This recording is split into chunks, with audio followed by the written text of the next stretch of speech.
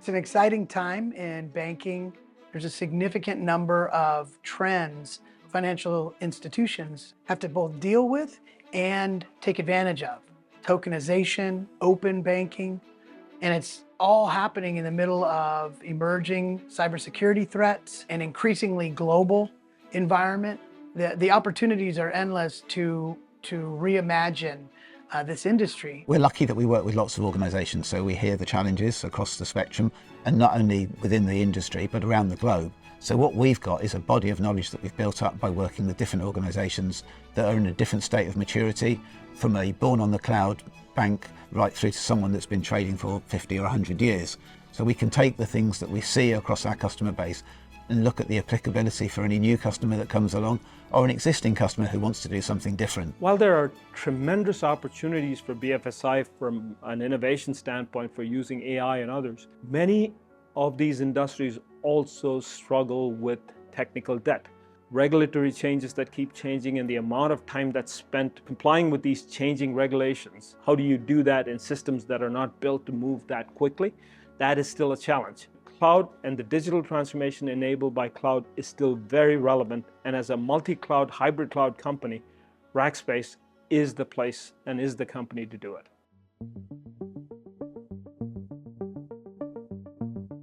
So at Rackspace, we see many customers who have legacy applications and workloads that are hindering their agility and their ability to progress the business in ways that they want to. Banks, insurance companies have been around for years, many cases, and still got to support the legacy. Having helped to support the legacy while freeing staff up to work on the newer, more interesting products, it helps with staff retention, and companies like Rackspace, who've got private cloud offerings and our own data centers, can support the old technology and keep it going.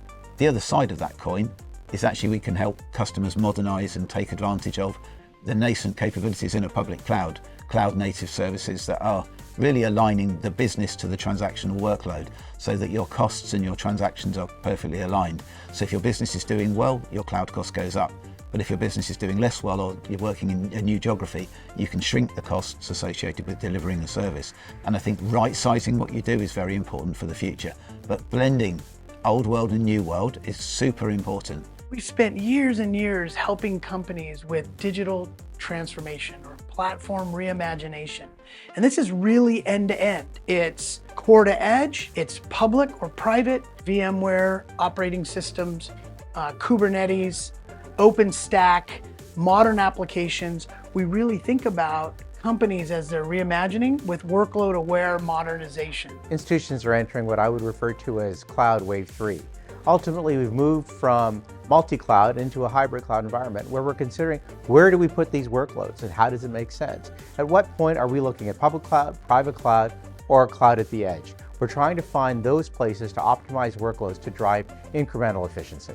Where is the right place to run those workloads securely, especially in this emerging cybersecurity environment? Cyber risk is probably one of the biggest threats to the BFSI industry. And at Rackspace, with our 25 years of history being a managed hosting provider with our 40 global data centers, we have a great history in how we can help support customers and prevent those sort of attacks. Insurance companies now are demanding things like immutable backups, the ability to recover should the inevitable happen. And most banks that I speak to think it's inevitable at some point they will have a serious hacking attempt that will disrupt their business.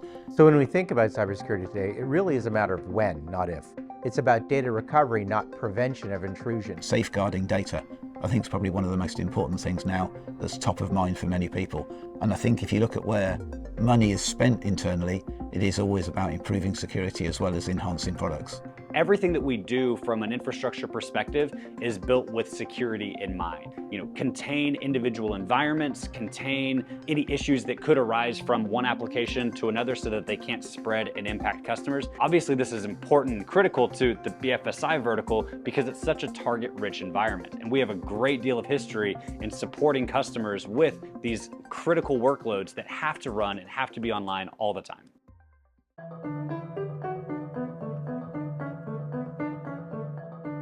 AI delivers value from an operational resiliency perspective. It's there to help ensure that you're optimizing the automation and autonomous capabilities that are delivered for your infrastructure. Institutions have to realize that they're not going to see the efficiencies if they're not ready to take advantage of the capabilities that AI is delivering to them.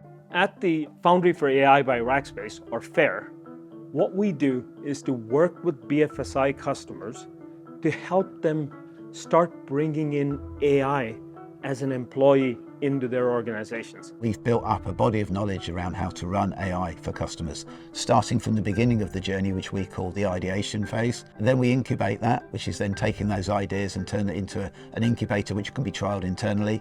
Then moving on to the industrialize, where ultimately the models that you create are used for real and expanded and grown.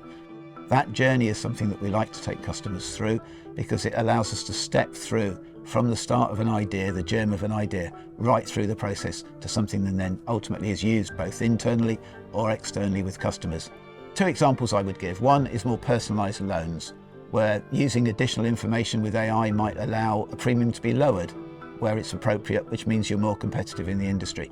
The other side of that coin is where there are other risk factors that wouldn't be picked up, the premium may be much higher. So you only get the business that you want, but also the customer feels like they're getting the right deal because the information is used in a better way. The other side internally might be internal decision making about whether you approve a mortgage.